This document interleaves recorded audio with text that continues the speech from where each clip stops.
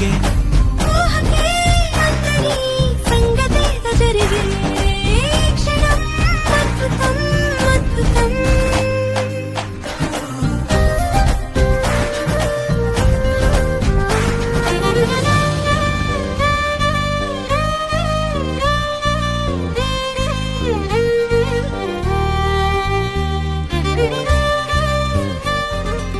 సమయానికి